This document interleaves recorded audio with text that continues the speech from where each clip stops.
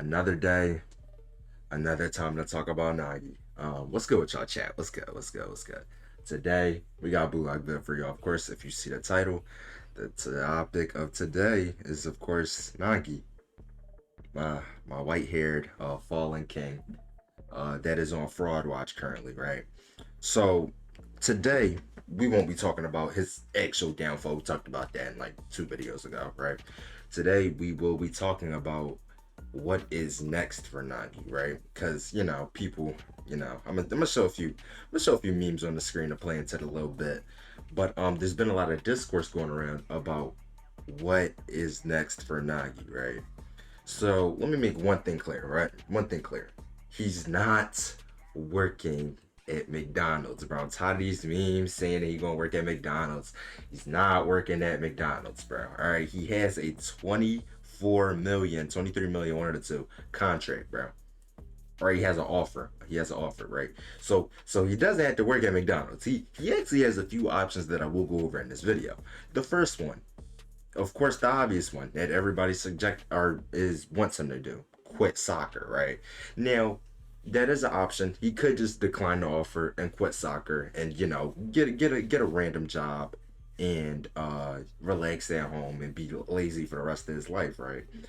Um, but the where I think Kenshiro is going with this like route for Nagi, because Nagi has his own manga. He ain't a nobody. He might be a fraud, but he's not a nobody. He has his own manga. What I think he's gonna go with this is he probably is gonna go a similar route to how they did with Kunagami, where he either goes through a program or he goes to a club or a team and he gets training and he learns how to work by himself, which is a really that's probably the highest chance of what's gonna happen next, right? Um, of course, that is kind of it's like the only issue with that is that we won't ever see Nagi playing for the U20 World Cup. Like he just can't be on that team unless the next chapter some random shit happens and it was April Fool's joke. But that's mainly cool. But for the most part, Nagi doesn't have many options besides to play for that team by himself, because I'm pretty sure nobody else is going with Nagi. This time he will be alone. There will be no Rayo, there will be no Isagi, there will be no Baro. He will be alone. And that's where I think his character arc will truly start. When he is alone and nowhere to be found, right? Nobody bothering him, nobody text him, nobody call him. He needs to be alone and he needs to lock in completely. If he does not, it's cooked. I'm not gonna hold you. It's really cooked for him. Nagi is a player that has been relying on Rayo or Isagi his entire Blue Lock career since he's been introduced.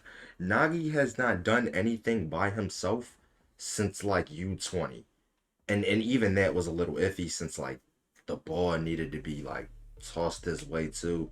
But besides the point, the entire narrative with Nagi is that he always needs somebody to help him out or get him out of a sticky situation. And this time, what Kenshiro did is instead of giving somebody to help him, he passed the ball to Rayo and Botcher stole the ball, sending him drowning down in the hell, right? So the special thing about this, and also I just want to speak about the fact that the writing is so beautiful, right? The fact that we get Nagi doing something similar to Bachira, like he egged Bachira on a second selection and was kind of on his back, and then Bachira is doing the same thing with Nagi, except this time he's like sending him out the facility basically, right? So that little parallel is great, but the best thing I'd say, if I was Nagi, what I would do is I would take that offer from that club, and I would put the work in, put the grind in, get that fire back. Cause let's not lie, he got it back for a second. He got it back for a second. But then it vanished immediately. Like yo, like how do you, bro? It's like I do gotta criticize Nagi a bit. How do you say that you're not gonna pass to somebody and like 2 minutes later, a few panels later, you're passing to them when you said you weren't? Honestly, he should have just took the shot. Like I truly believe he had a better chance just taking a shot, right? Because everybody knows he's always gonna pass the right out. So what I definitely think that's the best option for him going forward. I'll also give some thoughts on the U20 World Cup arc and how I think that's going to be presented. I think it'll be presented pretty greatly. Isagi will definitely have some more rivals to go against. We'll definitely get introduced to more characters along the way. But for the most part, Nagi is cooked. I have no, like, this is probably gonna be my last video like really talking about it, but like Nagi's cooked, bro. Like it's nothing else we could do for him as a fan base. It's all up to him at this point. I literally can't wait to see what how episode Nagi treats this. Truly, I literally don't think anybody's reading episode Nagi anymore up like until NEO, until the Neo Egos League starts. Because when I tell you, nobody wants to read a manga of a nigga that's not gonna be here later, right? So that's what I'm saying. I'm telling you, King Shiro is in the kitchen cooking for Nagi to come back. That might sound like cope, but I'm telling you, he's gonna come back eventually. But you know, I'm just yapping at this point. This is just a short little bit of me talking about Nagi's downfall and my expectations for him and what I think King Shiro will do.